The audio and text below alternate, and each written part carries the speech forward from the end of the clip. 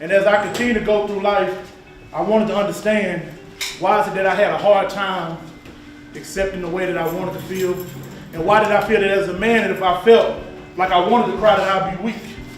There's three different identities that we can view as a man in society.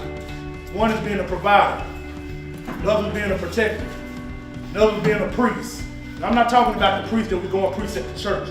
We must be a priest and a man of reverence and importance in our communities, and when that falls short, we're not good enough.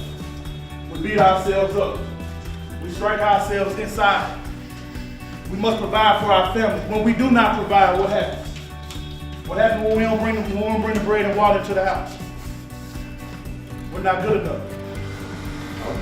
I would say as a man, that's one of my biggest fears is that 2 months. You know, if you're in a situation where you've been providing for your family and all of a sudden you lose your job and you don't have that safety net, like that is a big fear for me, and not having that support system all the time. So I'm a first generation college grad, grew up in West Louisville, and it's just, you know, it's fearful for me. Like if something would have happened, if I lost my job, if I was unable to take care of my family, like I have no one to reach out to. So it's like, that's always in the back of my mind. That's why I grind so hard. That's why I try to do everything I can to support my family, but it's like, that is always weighing on me.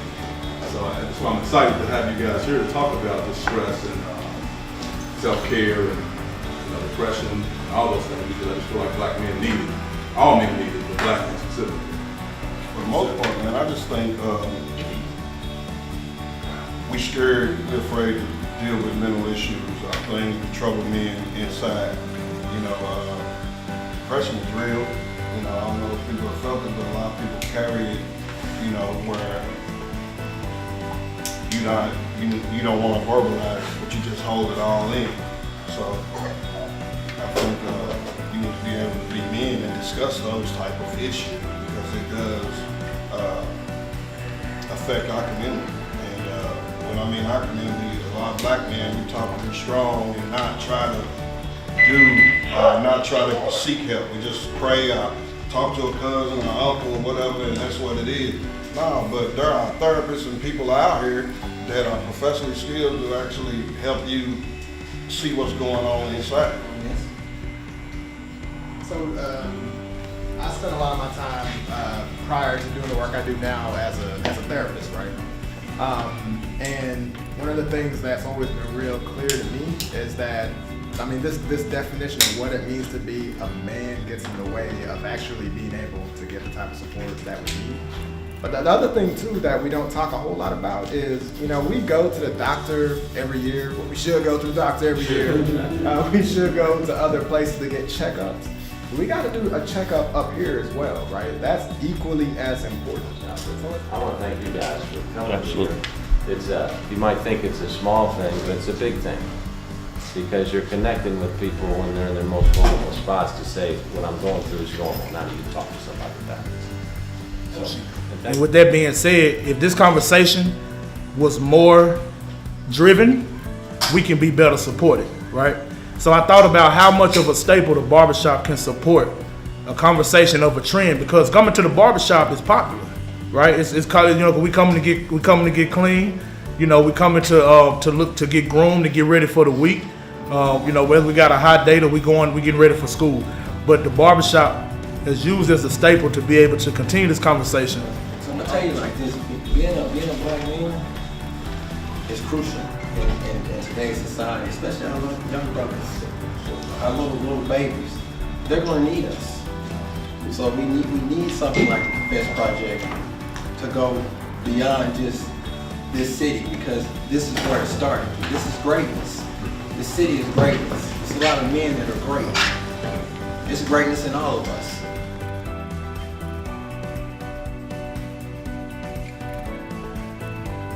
So thank you. My name is Daryl Unsell here in Louisville, Kentucky, and the Confess Project is vitally important to the health and wellness of black men. Thank you. My name is Elliot Kelly, and the Confess Project has been a blessing to hear him come talk today, because they really put a face to the mask that a lot of us men have on, that I'm straight, I'm okay, I'm doing fine, I'm doing great. When our reality, we're going through it. Our reality, we're struggling. And it's just great to see that there are people who are willing to talk about the problem, because you can't find a solution until you address the problem. So it's good to see that people are actually trying to find that problem, and not only find the problem, but find solutions to the problem. Yeah. So it's great to see that there are other men in the community doing the same thing. So. All right, so what I want to say is, first of all, I want to thank the Confession Project for coming out to the barbershop here in Louisville, Kentucky, because this is a conversation that we must have, a conversation that is greatly facilitated in this type of environment, and I think it's a real great benefit, especially to our men of color. And so I just want to thank Brother Lorenzo for coming out here and taking his time to share with us. And I'm telling you, people have been healed, people have been saved, and this goes a long way, even though people may not realize it. So thank you, brother. I appreciate you. All right, so this was a wonderful event. It's so important to us as we think about a healthy community, a healthy city, that we're talking about mental health, that we're talking about being able to seek resources and identify supports so that we can navigate these different challenges as individuals, as Black males. It's really important that we're having this conversation. So we appreciate the Confess Project coming to Louisville, being a part of this. Sam Johnson with the Louisville Urban League, and when I first met Lorenzo at Rumble Young Man Rumble, I knew that there was something special about him. He told me about the engagement that he has in the barbershops in Little Rock, Arkansas, and running the Books and Barbershops program here in Louisville, which is a literacy program. I knew we had to connect after Rumble so that we can make something happen here in the town. So this conversation has been great. As a young man, as a boy, I was always told, men don't cry. You're not supposed to express yourself emotionally, and I think that causes us to bottle a lot of stuff in, and then we explode. And we don't know how to deal with what's going in when we are in a lot of pain and don't know how to deal with our emotions, and we don't know how to deal with it once we explode. And I don't think the community knows how to deal with that. So I'm very appreciative of these spaces. They're safe spaces for Black men, and we need to have more and more conversations like this, because I really benefited from it today. There were a few resources that were given out, and I know there's more great things to come. So I'm just thankful for the Confess Project for that, and for Lorenzo Luke. We're in Louisville, the Confess Project. Thankful to be able to come and share this message. Brother Celebrity Barber here, Divine Alexander, really opened up the doors and let us come bring a powerful message about mental health and how we can embrace our communities. I think it's really important, man, that we actually move this message. Next, we'll be traveling to Atlanta to be able to talk about a lot of these similar issues, but it's not about the issue. We're talking about creating solutions. That's what's important. Hey, man, I just want to thank Zoe for coming through, doing this thing. Traveled all the way from Arkansas. I like to call it Arkansas. But all the way from Arkansas, man, on a serious note, man, this brother decided to come here, bring this message, this compassionate message to the city of Louisville to speak on mental health issues based on situations that Black men normally try to mask. And it's funny that you had a role play, right, you know what I mean? But I'm not gonna spoil it, but people, we try to mask it and be strong.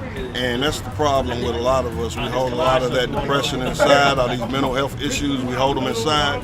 And there are some real men, Black men, that we can talk to about these mental health issues. So I want to thank you again, man, for coming through. I appreciate it, brother. Make sure y'all check out the Confess Project. Yeah, follow the Confess Project. You can find it on all Campus your Barbershop. Campus Barbershop. Follow the Confess Project on all your social media outlets, Facebook, Instagram. Look us up on Twitter. Follow us on YouTube. The Confess Project. Find us on www.theconfessproject.com. Look forward to seeing you in Atlanta.